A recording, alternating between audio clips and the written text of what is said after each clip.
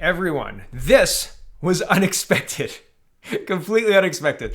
Huawei CFO loses key aspect of U.S. extradition case in Canadian court. BC, and this is incredible. The extradition will continue in Canada to see if she's going to be extradited to the United States, but she lost some key appeals. Here's the article. I was surprised when this was the result. And wow. Huawei Technology Co. Limited's chief financial officer, Meng Wanzhou, has lost a key appeal of the trial on her extradition to the United States, a Canadian court announced on Wednesday. The judge sided with the Canadian prosecutors in ruling that the legal standard of double criminality had been met, meaning the U.S. charges against Meng are also crimes in Canada. And thanks everybody for the referencing of Mark Emery and the other things to help me read up. I appreciate it. I'm not a law guy. I don't know. But anyway, interesting stuff. I do appreciate it. Back to this. The United States has charged Meng with bank fraud and misleading HSBC about Huawei's owned company's dealings with Iran. Huawei-owned company's dealings with Iran, was also illegal in Canada at the time of her December 2018 arrest. The ruling paves way for her extradition, for the extradition hearing to proceed to the second phase starting June. And what I mean by not a law guy is that, like, the more you know, the more you realize you don't know, right? Like, there's a whole jargon and, like, man, to learn what you need to know to understand the laws, you got to go to law school, right? And not to understand the laws really, but to understand them enough to explain them properly to people. Man, like that's a lot. That's what I mean by not a law guy. So I think that it's interesting to have the tools at your fingertips to be able to look into it that way, though. And perhaps I should bone up on how to interpret them a bit better. Anyway, moving on. Here is Trudeau condemns use of minister's WeChat group to promote fundraiser to sue journalist. So there's a WeChat group that the ministry uses for social outreach, and that WeChat group had a link to sue a global journalist for criticizing China. Right? That's wild. Okay? And Trudeau says that's unacceptable. And that's the only, like, it's a one-word quote. Unacceptable. Okay. Prime Minister Justin Trudeau called it unacceptable that a Chinese social media group run by an aide to a cabinet minister was used to promote a fundraiser to sue a journalist who reported on the Chinese government. The post appeared in a group on WeChat, a Chinese social media platform. The group is run by an aide to Digital Government Minister Joyce Murray as a community outreach channel. The post in question linked to a fundraiser for a lawsuit against Global News for a report on the Chinese government's stockpiling of personal protective equipment overseas, including Canada. Weird. Like, it's a very strange situation, and I guess that you need to have outreach in your communities. But when WeChat is monitored by the Chinese Communist government, and even foreign WeChats are monitored by the CCP, right? Like, it seems strange to me to have a minister with direct channels to a WeChat group specifically for outreach, and then having links to promoting suing a journalist for reporting on the CCP. It all seems too close to me, right? It all seems too all one chain, right? It just seems not right. And speaking of the dictatorship that Justin Trudeau admires so much, Keean got admitted and then summarily booted from the Prime Minister's residence for trying to ask a question. And so here's the Rebel News reporting. RCMP ejected Rebel News Online reporter, the real Keean, just before Trudeau's press conference, and media party journalists didn't object. And here's the whole video. And it's very, like, he walks in and he says, okay, we're gonna go in, and he talks to the guards here. And he says, I'm with Rebel News, and they say, okay. And then they let him into the staging area. So this is the last step before going into, like, in front of his house, right? And then the other journalists get let in. Keean gets recognized and not let in. He calls them sheep. And then he gets told, no photos back here. You can't have any photos back here. Meanwhile, this guy here is recording, right? Like, he's recording. And then this gentleman asks Keean to see his phone. He says, like, show me your phone. Keean says, no way. And he gets ejected and, like, not armbarred. What's that? I don't know what that is. I don't know what that's called, but his arm is behind his back and he's walked out, right? With the journalist, the video journalist stopping here.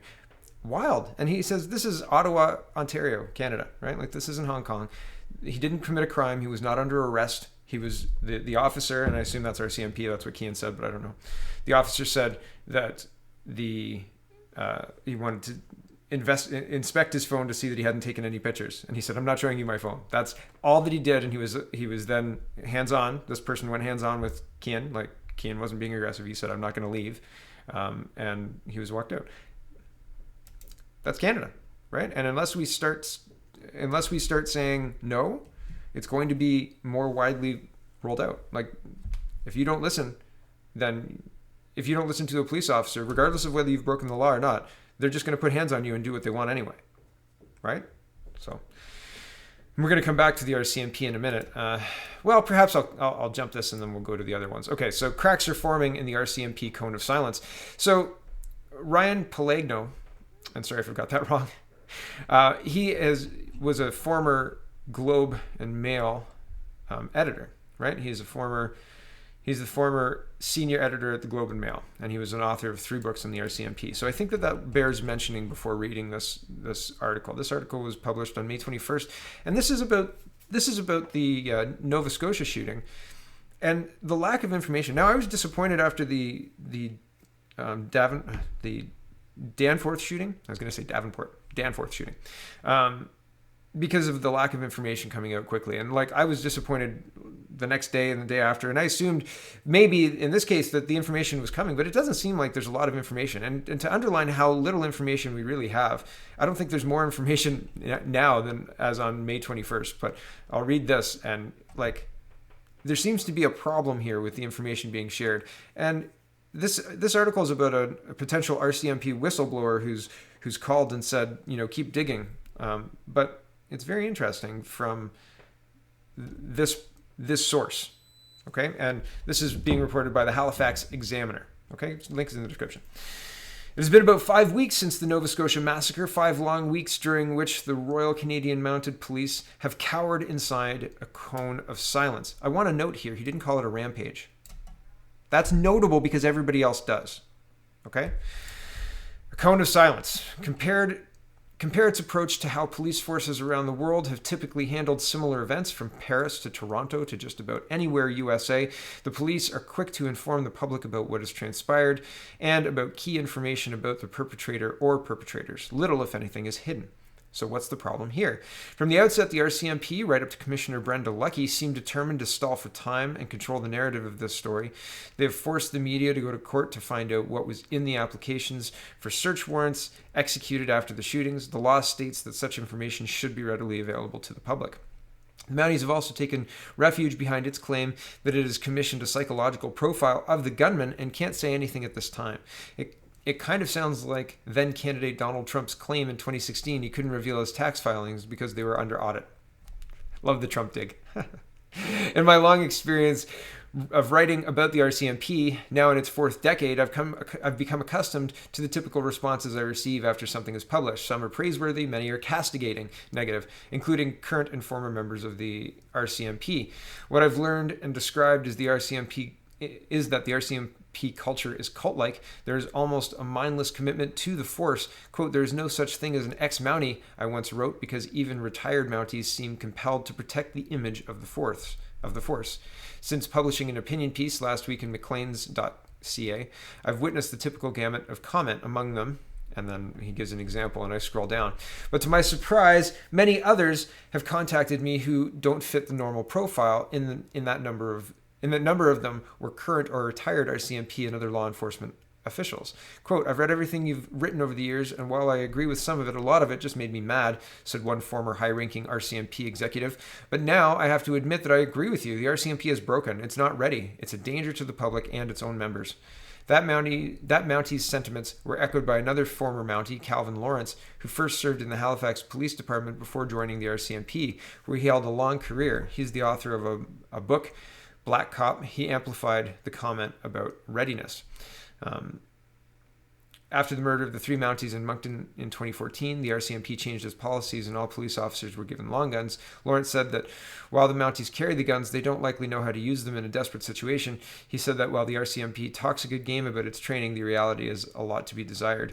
And so there's a little bit of a back and forth there. But moving on, the most interesting call of all arrived with a cryptic description on the cell phone display that I'd never seen before. The caller, who could best be described as a deep throat whistleblower, was obviously nervous. I will call him he for now because there are more he's than she's in the law enforcement world. This is the first time that I've ever done something like this, he said, but I feel that I have to do something. He said he was calling me to encourage the media to keep asking questions. Don't give up. When I told him that I and others who are pushing the story have 1,000 questions about what went wrong, from the indecision at Portapique Beach Road, the apparent communications debacle where not only the RCMP brass was not alerted to the seriousness of the situation, but also the public. I asked him why the Premier of Nova Scotia and the province's Attorney General were reluctant to call the public inquiry. Is it because Premier McNeil has relatives in policing, that the Attorney General is an ex-RCMP, that there are ex-RCMP in that police services branch? That's not it, he said. It's about the money. So I switched events. Why was Heidi Stevenson in the car alone? After the 2014 situation, the policies were updated to have 2 people, right? The response was, I don't know what happened to Heidi. He said, it was just bad luck, but you're right, she shouldn't have been there. But that wasn't why he called. All that stuff will eventually come out, he said. I don't know about that. The real issue, he said, was what the police are hiding about their previous knowledge about the gunman. Make requests about Wortman and what the police knew about him, RCMP or Halifax. Just keep asking questions and filing requests. I scroll down a little bit. There's something, the whistleblower says, quote, there's something they're hiding that will blow the lid right off this thing. The whistleblower reiterated, I can't tell you what it is. I shouldn't even be telling you this. Just keep pushing. When I ran all this by Maclean's writer Stephen Mayer, he immediately added another possibility. Maybe he was a CI, a confidential informant with a license to kill. It's a crazy idea, but in the absence of facts from the RCMP, people will talk.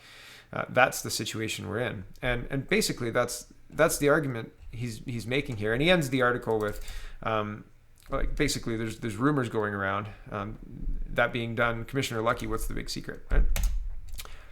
What is the big secret? Why not give the public the information that they're craving? I mean, even the types of rifles, caliber and everything is redacted, right? Like there's no information. So why? One has to wonder that. It's a departure from usual police procedure, even in like situations in other parts of Canada, across the West. So it seems, man. CTV News, moving on. Yesterday I reported on the report coming out of the long-term care homes, and the first report was out of Quebec, and then the report came out of Ontario, and it was terrible as well. So Ontario is taking over management of 5 long-term care homes following a scathing military report. The Ontario government is taking over the management of 5 additional long-term care homes following a scathing military report detailing what the Premier called gut-wrenching conditions in the facilities. 4 of the 5 privately owned homes, Orchard Villa in Pickering, Altamont Care Community in Scarborough, Eatonville Care Centre in Etobicoke, Hawthorne Place in North York, were subject to the Canadian Armed Forces report that was released on Tuesday and made several claims in terms of cleanliness, aggressive behavior, and staff and general care of patients. Some of the most startling allegations include bug infestations, incidents of forced feeding leading to audible choking, and patients who were heard crying for help with staff not responding. I scroll down. Quote, we've already taken over 2 homes because we've had concerns, and now we're moving to take over these 5 homes because in the face of those accusations, in the face of those problems, we'll use every tool at our disposal, Ford told reporters on Wednesday afternoon. We need boots on the ground. I want eyes and ears in the homes that we're most worried about keeping close watch. I scroll down again.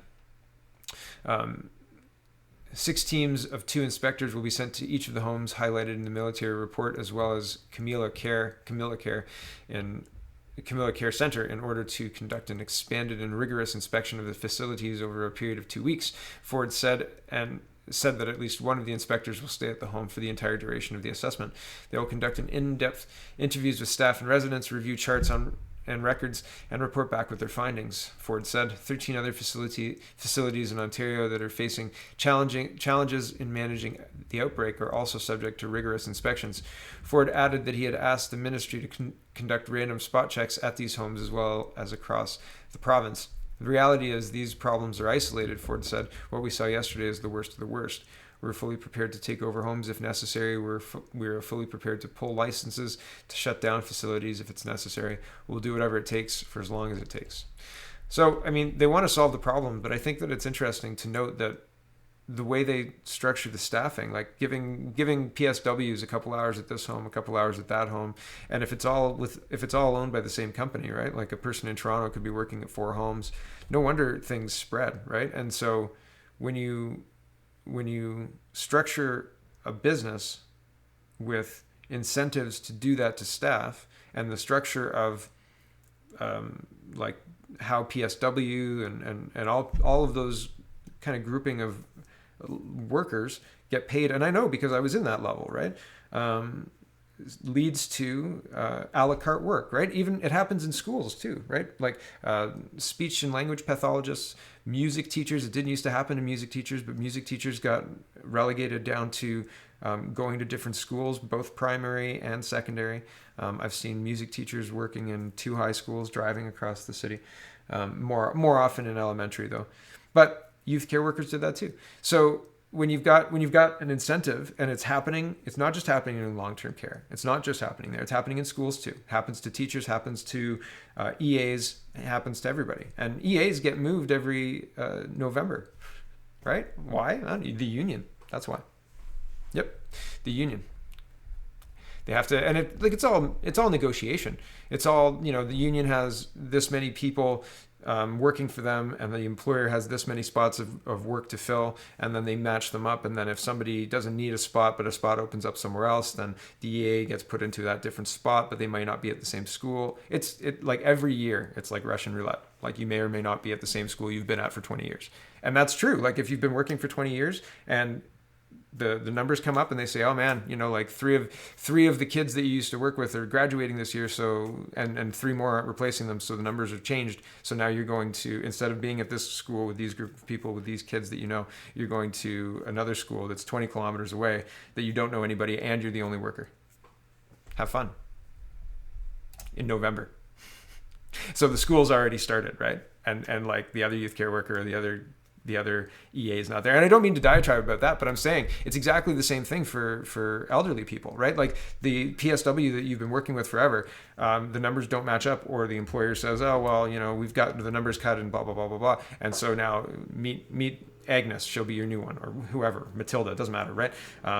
And you may have figured out how to work with the other person, and this person it's very difficult, or whatever, right?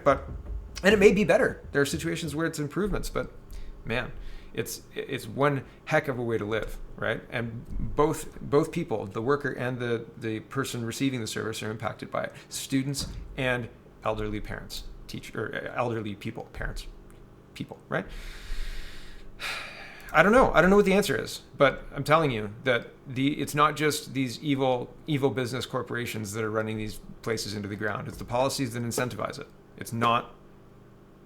People look at spreadsheets to run these things, right? And they get told they have allotted four units of hours to work for this block of time, right? Like nobody's Lex Luthor. I mean, there are some people who are just awful at their job, and maybe incompetence is worse than being malicious, right? Maybe if you have 7 blocks and you have 4 and you make it work, maybe you're bad at your job, right? Maybe you're bad at standing up for what you need. Maybe you're bad at advocating for yourself. Maybe there's an argument for that.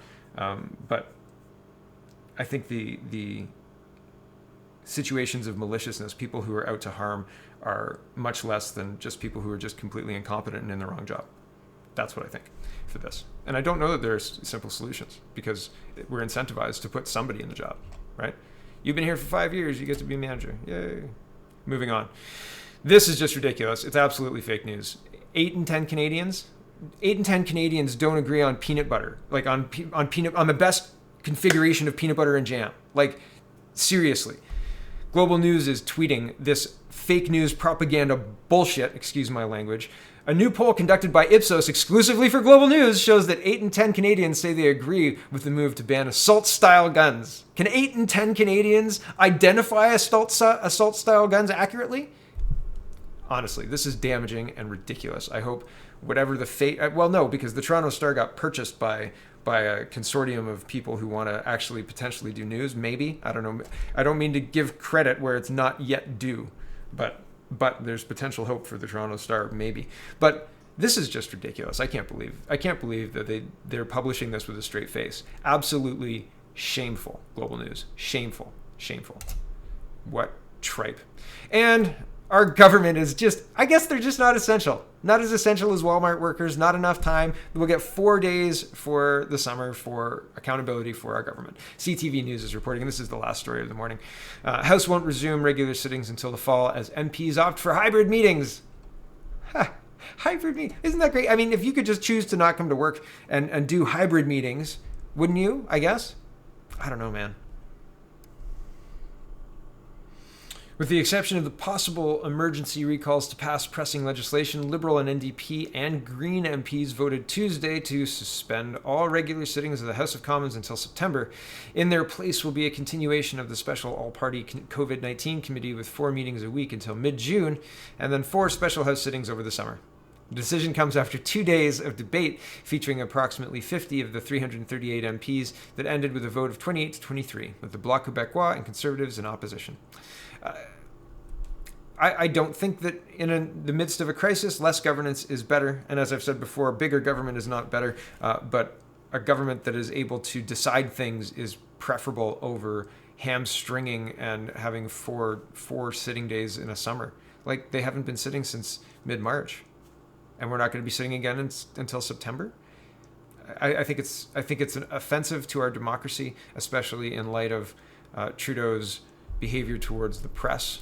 There is no pathway to a confidence vote until September. And even in September, still no pathway to a confidence vote because the legislature is controlled by the Liberals. So they can, and I mean, with the NDP's help or the Bloc Québécois' help or however they want to structure it, I think they can probably kick this can down the road as long as the public believes that they need to wear a mask in public. So what do you do? Like, democracy is suspended in Canada until at least September, but until further notice anyway. Until we've got a vaccine, everyone. Right? So, get used to the daily pressers where if you don't have a question that Trudeau likes, you get escorted away. Right? You get out of here, you rebel news reporter, you. Right? How dare you? How dare you? Trudeau was being asked this morning as well to weigh in on economics. Jamaica and Canada presented to the UN on economics. I was like, yeah, because he's managing it so well here. It's just like every day, right? Every single day, a new thing just to make me go, this is acceptable. But saying maybe borders work is not acceptable. This is acceptable. This is acceptable for a prime minister to do. What he's doing to Keean here. Totally acceptable, but absolutely not acceptable to close Roxham Road. Like, okay, like we can debate that, I guess, but if you like living in communist Hong Kong, and I understand what I just said, yes, Beijing just made the moves to make that happen, right? And Canada's sitting back doing nothing, right? If you're cool with living in communist Hong Kong, then welcome to communist Canada, right? And I think that the slippery slope that I've been talking about is, if we're not at the bottom of the hill, man, we're further down than we're closer to the bottom than the top. Thanks for watching, everybody. Check out CanadaPoly.com. Check out CanadaReport.co. Check out SpeakingMoistly.co. I've got Kelly Day, Kelly Lamb on the show today, so we will speak moistly together. Greg and I finished a show on Tuesday, and that was up Tuesday night, Wednesday. Anyway, thanks for watching, everyone. Have a wonderful, wonderful